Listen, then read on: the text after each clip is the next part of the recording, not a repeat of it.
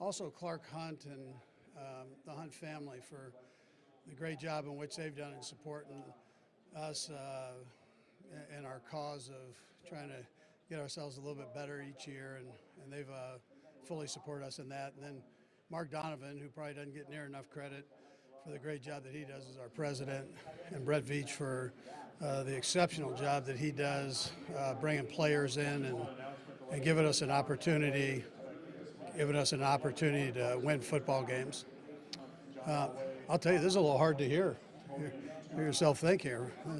You got to be in tune with this. Again, with that, I'll leave the time up to you guys here. Okay, you got to speak up. Just. Yeah, the offensive class as a whole, I think it's solid from what I've seen. I'm just kind of delving into that. That might be a question that you ask Brett when he gets up here, but it looks like it's a pretty good class. How much do you pay attention to this throughout the season? If at all, do you get reports from your scouts, or do you just kind of cram right before the combine once the season starts? Yeah, Brett keeps me abreast during the year on the different positions where the strength might be, and as he and his scouts jump into this thing. So, but I've got a base foundation getting to this point here, and then it starts kicking up here a notch. So. Does it feel a little bit like cramming for a test since you guys went so long in the season this year? Like the Yeah, not bad. I think Brett does a good job of staying organized. I've got coaches that have been together a while. We didn't really lose a bunch of coaches, so we were able to keep everybody together, and we're hitting the ground running. So we took a couple days off, and then we got back, and we hit it running. So be all right.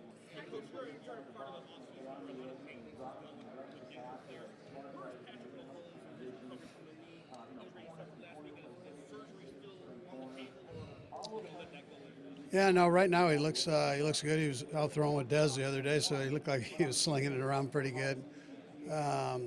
So I think he's fine.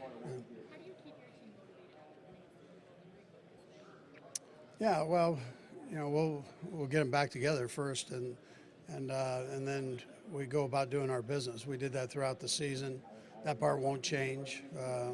We've got to be prepared as a staff, and then we've got to get our guys prepared and ready to go for the season. But they know that there's a great challenge because other teams, you're going to be their best game, and they're going to be ready for you, and they're going to study in the off season. So we've got to make sure we're on our A game as we come into the season. Now, Sean, I think, has done a tremendous job there. They're tough. The toughness of the team is the thing that just jumps out at you. And he's an organized guy that works extremely hard, and we play him. We play him this next year. So I don't want to give him too many credits here, but they do a great job. Yeah, good coaching staff too. You may or may not know this already, but in your tenure as a head coach, you've only taken an offensive lineman in the first 3 rounds 7 times of all the drafts you've been a part of. Is that by strategy? Is that something that you feel like there's just more value later with offensive linemen, or can you talk about your strategy as a former lineman yourself? Yeah, so there's an importance there, I think, with the offense and defensive line, and I don't really care where we take them. You just want ones that you can develop and win games with. So, and it's a very important position, in my most humble mind here. So it's I don't know all the stats on that, nor do I really care, but I do know the importance of it. Yeah, we've had 4 guys starting from the Cleveland Browns for us a majority of the time the last couple of years here. So, and they've stepped in and done a heck of a job for us. Andy Heck is phenomenal at developing guys and growing them into what they are, today. So by contrast, your teams have taken 19 defensive linemen in the first 3 rounds compared to 7 on the offense. Do you feel like with the draft you have to spend higher capital to try to get those defensive players? There's not as much value latent with those guys? Yeah, well, normally the tackles and your defensive linemen, especially if they have a low pass rush ability, go fairly high. So that's what normally happens there. You're right, dude. Have you spoken to Watkins since his talk about possibly retiring after the season? I have, yeah, and Sammy's in a good place. He's in a good place. I'm not sure exactly what he meant by that, but I didn't read it or see it, but I have talked to him, and he's in a great place. Years ago when you hired Ron Rivera, what did you see in him when he played? Yeah, well, I like that he's a smart guy, and he played the position of linebacker. That's what I had him coaching for me. But he had that beautiful mind, and he was a good teacher. So, and he had been there, done it. He's a great person too. So, are you from Washington, D.C.? Yeah. I mean, you're getting a solid guy, and somebody that Mr. Schneider can trust and know that he'll do it the right way.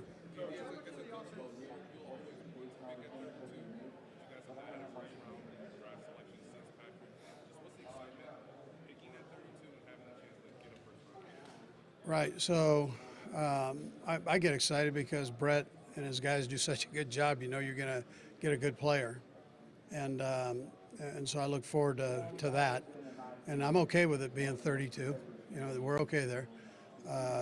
And most of all, let's just get a player, right? We get a good player that can help us. It doesn't have to be any particular position. It just needs to be somebody that can come in and help you, whether it's this year or down the road.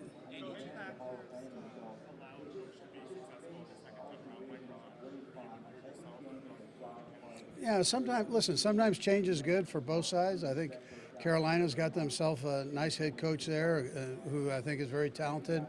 And then I think Washington has brought themselves in a guy that I know is talented there. So, and sometimes it's a little bit of a recharge, and here you go. The change of scenery sometimes can be a good thing. Coach, is what we saw last year towards the end of last season on Damian Williams. Is that what you guys sort of expected to see through the season? How do you see him kind of competing this season? Yeah, so Damian was banged up just a little bit early, and so. Yeah, I would say yes. I mean, that's what he's capable of doing, as long as he's healthy. So that's, that's been the only thing the last couple of years. But he stays healthy, and he'll do fine. Not many coaches have taken teams to a Super Bowl. When you look at Mike McGriff's challenge in Dallas, what's the key to him taking the Cowboys? Yeah, so he's good for the National Football League. Some of these guys that we're talking about here are good for the National Football League. They're good football coaches, and they handle themselves the right way. I have a ton of respect for Mike. I think when he was out of football, he kind of recharged by going back and looking at all the things he could do or do better, and analyzing himself and the game and where he wanted to go to once he became the Cowboys coach or whoever was going to hire him. So I think you're going to get even a better coach than he was before, and that was a championship caliber coach. So.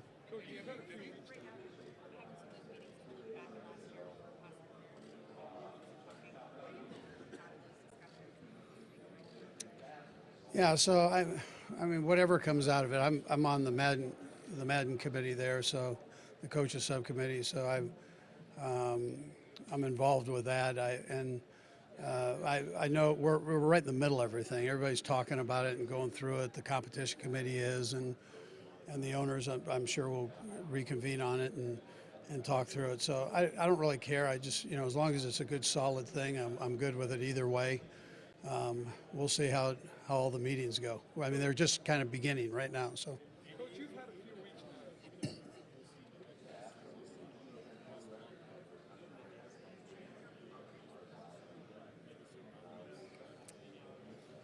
now. Yeah, I stay in the office, so I'm isolated a little bit that way. So there's not much change there. I'm sure for the players, you talk to them, they're out there and they're being recognized as the world champs. I have gotten a couple free meals. I mean, that was nice, but I'm not out there that much to where I'm affected by it too much. Coach, you've been able to have a few weeks now after winning the Super Bowl to look back, maybe have it soak in. What are some of your fondest memories of it, and just has it sunk in yet for you? No, it's sunk in, but you only have a short time to enjoy that, and then you've got to move on. So, and that's where we're at. So we took a little bit of time off after the game, after the parade, and then we dove right back in and got busy, and we're still doing that, and that won't stop throughout training camp. So maybe someday when we get a little older and we're out of the game, then you can sit back and go, hey, you know what, we did pretty good there. But right now, it's buckling down and making sure that we take care of business.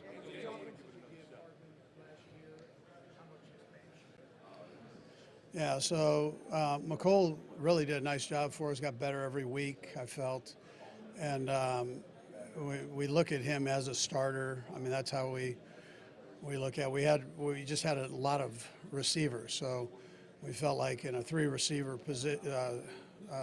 formation or personnel group that we had, he would be considered as a starter for us.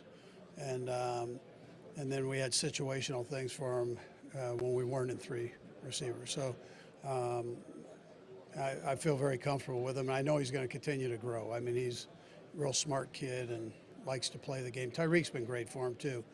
Those guys that are faster than all of us right here put together, maybe other than being on a motorcycle, right? So they can run, and they're kind of in their own world there. And so for them to be able to bounce off each other the way they want to try to do things is a good combination now. So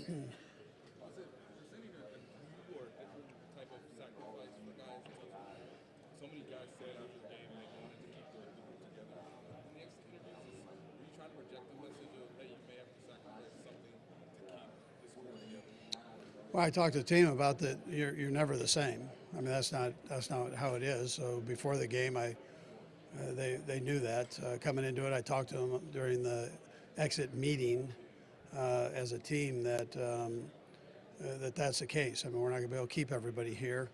And then there's going to be sacrifices all over the place that you've got to deal with, and so that's part of it. In particular, time also becomes a issue. So you got to put this to rest, and then you move on. So I think in all areas it was a very unselfish football team. So I think they understand that. I think they like playing together. Some of the guys that you might be talking about have been other places, and they realize that it's a good situation, and so that's listen. If you have a good relationship with your guys and you're doing things fair, I think that becomes important. Yeah. Couple more, everybody. Couple more. Andy, there's currently no starting quarterbacks who are left-handers. Hasn't been one since 2016. You're one of the few coaches who's coached a lefty starter. Why do you think it is that lefties become so rare? I'm not sure what the percentage is in the world of left-handed people. Yeah, that's right. So you play my brother's a lefty, so I mean I know. You play the left-handed game, and we're just getting desks that work on the left side, right? I mean, you have to special order those, but they're actually putting them in schools now. So it's it's one of those things. The numbers are down, but that doesn't mean they can't be more effective or as effective. Andy, have you talked with Chris Jones over the last couple of weeks? Okay, schedule How much change. of a We role are do you play moving John in Elway to the podium contract 6. talks with Brett? We're moving John to podium 6. Yeah, so Brett does a great job of that. I don't interfere with he or his guys on that. I stay back. I have talked to Chris and that part of it, but we don't get into any of that. I mean, and I don't talk to him about the contract. So that's not where I go with it. That's what Brett and his guys do. So. Yeah, I understand the business and how it goes. So, you'd like to keep I told the guys I'd like to keep everybody together, but that's not always possible. But sure, if he's here, he's a good football player. Why wouldn't I want him? Andy, a lot of people in Philadelphia were happy to see you. Have you heard from anybody in the city or in the organization? In Philadelphia? Yeah. Yeah, no, I've talked to all those guys. I've stayed close with the organization, guys like Les. I've stayed close with, and there are a couple other guys here that are Philadelphia guys. So I spent 14 years there, so I appreciated every bit of it. Jeff Lurie, I appreciated him being at the game. Supported me there too. Last question. Speaking of Philadelphia, Sean McDermott, his success the last 3 years, more than any coach of the century in Buffalo. What have you thought of the job that he's done there? They just asked me that. But, I think he's done a heck of a job. I think he's a great football coach, and he's done it the way he wants to do it. He's got tough kids there and a tough football team, and so I'm very proud of him for the job that he's done. All right, thank you.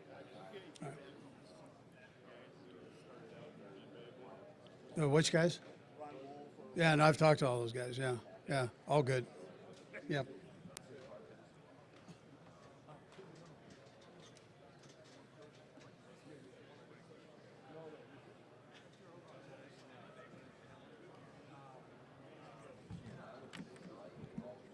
So Coach answered everything. I'm good. Yeah. Ted, do I just start? Yeah, you got it. All right. Well, first off, I'd just like to say it's exciting to be back here in Indy for the 2020 Combine, and want to thank Jeff Foster and his Combine crew for the unbelievable job they do. Every year, this thing seems to get bigger and bigger, but Jeff and his crew make this thing run more efficiently year in and year out. So special thanks to him.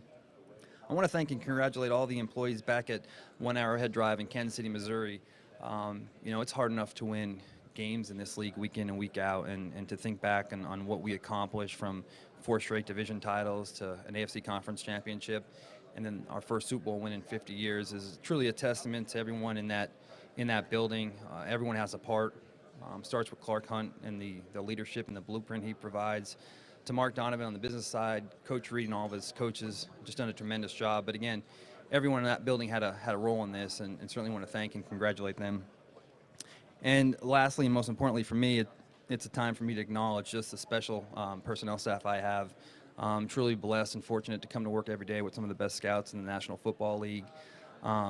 These guys bust their tail, every single day of the year, and it's truly a process here. I know these guys are excited to get to work, because we all know that the foundation for winning a Super Bowl really starts here during the off season here at the Combine, and the draft process and the free agency process. And last year, it's really a testament to the work they did. We came here last year, we were an offsides away from going to the Super Bowl, and our guys were aggressive throughout every transactional period through the season, and being able to flip basically an entire defensive roster and add 12 new guys and have all these guys come in and contribute. It just shows how talented my staff is and how blessed I am to work with them. So, with that, I'll open up and take your questions.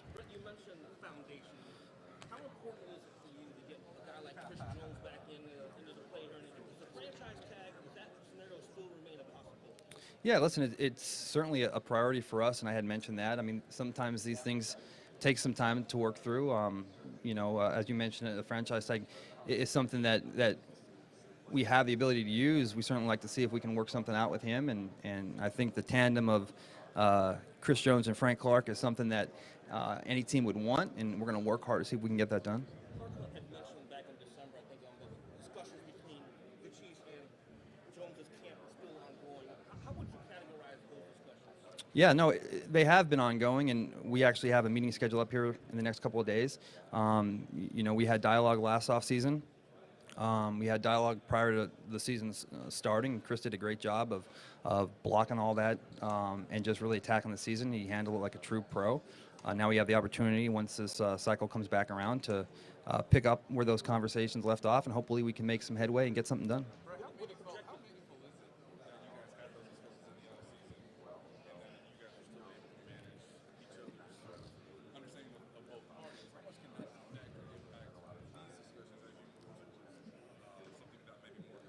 Yeah, I think it's meaningful. Listen, all dialogue is good dialogue, and I think just being up front where we are as an organization, and what our expectations are in regards to what Chris and his camp, what their expectations are. The last thing you want is for something to go awry because there just wasn't enough communication. So you can't have enough dialogue, and like I said, they've been very open and honest with us, and we feel we've been have handled this situation in a very similar fashion. So.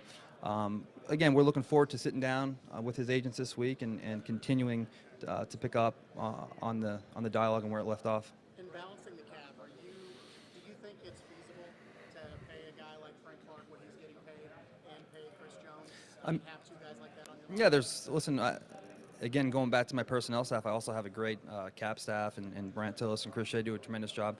It's challenging, but doesn't mean it's impossible. And I think just working through, the breakdowns and the dispersals and looking forward, a lot of this, we have to wait with the new CBA and see how that looks. But it's always a challenge. But I think when you have guys as talented as Chris and these other players, I mean, it's you're gonna turn over every scenario and just see what exactly can be done. So it's a challenge, but it's not impossible. With this team built to obviously win now, coming off the Super Bowl championship, I mean, do you see Chris Jones being in a Chiefs uniform this year, whether that's playing under the tag or getting something long term? I mean, is it hard to imagine him not being here? I would say that it would be a priority for us to make that happen, and what transpires in the next few weeks or months is to be determined. But certainly our goal and our intent is to keep him in Kansas City.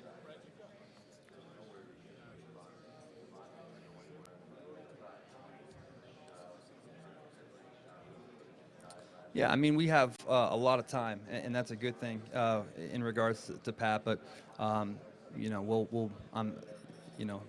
almost certain continue dialogue with him like we've had with Chris and these other guys, and as we kind of work through the new landscape of the NFL and the new CBA, we'll certainly get together and hopefully we can get something done. But I mean, that's another big priority.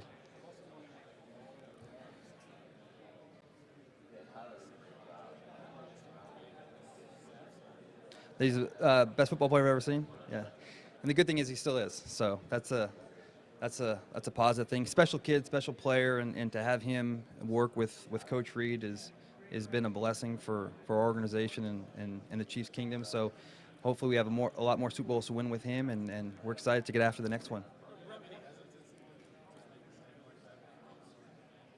No, because I had said this before. It's I think when you've been around football your entire life and you've seen, sometimes you take for granted how great these players are that you see, and when this kid comes in and makes these talented football players look average, you're seeing something that the league maybe they're not ready for. So, he's just been from the first day he's been in our building.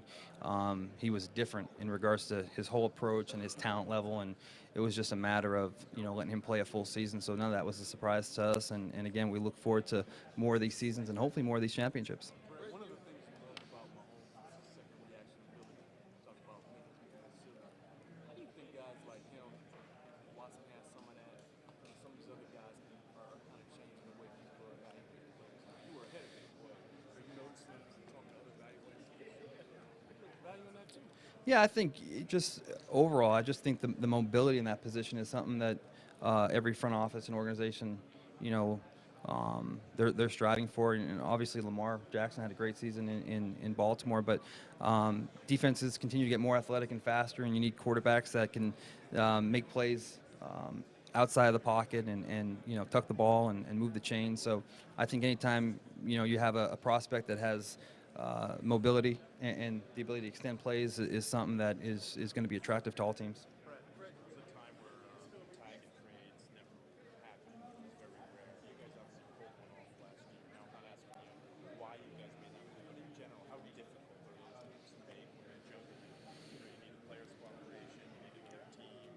How difficult is it? Yeah, no, it's a good question, and I think sometimes it just takes you're going to have to find and really where a team is. Right, and because of you talk about a tag and trade when you're giving up draft commodity and money. I mean, you really have to feel, the team has to be in a position where it makes sense for them, and then you have to be in a position that you feel that this would take you over, that hump. And I go back to the work we did in our personnel staff that we were convinced that we were moving to a 4-3 and that.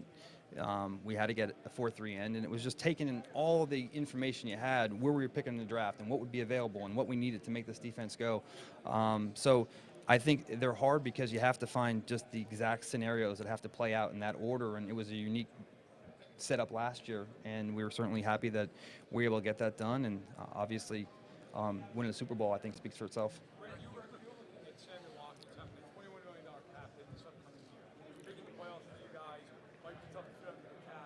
How do you look at this situation? Do you see there any way you stand and keep that pay cut or restructure? Where are you with that situation? Yeah, Sammy's a guy that, like Chris, that we're going to have dialogue with this week, and there's certainly different options and different scenarios that could play out with him. He's a guy that we do want back. Again, these are good problems to have because when you win a Super Bowl, you obviously have a lot of good players and they make a lot of money. But you know, Sammy's a guy that, as you mentioned, I mean, he's been critical to our playoff success, and you know, just having dialogue again. Like we're going to meet with the Katz brothers, we'll meet with Tory Dandy, Sammy's agent. We have good relationships with these guys, and we'll sit down and we'll talk about the landscape of where we are and what would make sense to us, and how we can make this work. And we'll get feedback from them in regards to what they're looking for, and hopefully we can bridge a gap and make something happen and keep as many of these good players on our team as possible. Couple more, everybody. Couple more.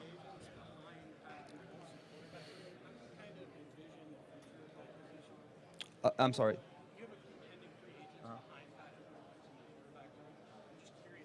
Yeah. Yeah, no, well, listen, we've been blessed and fortunate to have two veteran guys that just did a tremendous job. Chad got hurt, and then Matt came out of retirement and played really good football for us. And that Minnesota game that we won in the middle of the season was a big deal. You know, we actually have 2 meetings scheduled with both the representatives this week as well, and you know, we'll see how that goes. But you know, I anticipate you know, one of those guys being back, and we'll have to work through the dialogue with both their agents and see what makes sense for them and us. With 20 pending free agents, is it safe to say you're meeting with all of these agents? Yeah, it's a busy week. You know, but that's what makes it fun. And then you throw in all the young prospects you get to watch this week, and you know, we're excited about getting after it. And you know, it was cool to win a Super Bowl, but I mean, we're on already to the next season, so we're looking forward to it. With Fuller and Breland, obviously the answer is going to be the same without them being free agents. But if those guys weren't to be there, you've got Travarius Ward and Rashad Fenton. Where do you feel like with those 2 young guys you're sitting at cornerback-wise, not knowing what's going to happen outside of that? Well, I think Travarius Ward and you know, the things he's able to do over the last 2 years, I think speaks for herself. I think he's shown that he's a starter in this league, and Rashad, because of some of the injuries we had this past season, he's a guy that has stepped up and played an important role in our season last year, and we expect more out of him. He has some nickel and some outside versatility. We're excited with both those guys, but the volume will be low if we're not able to retain all these corners, so we'll certainly be trying to address that as we move into the offseason here. Do you think Fenton's a starter? I think I think he shows he's a guy that I think when you talk about starters, you know, we do so much. Spags does such a great job of mixing up what he wants to do day in and day out, and we do so much nickel and dime stuff. To say he's a starter, I mean, maybe a different take from somebody else, but just knowing what Steve does and how he implements so many defensive backs, I mean, these guys are going to play 60, 70, 80% anyway. So, I mean, those guys are basically starters. All right, thank you. Yep, thanks.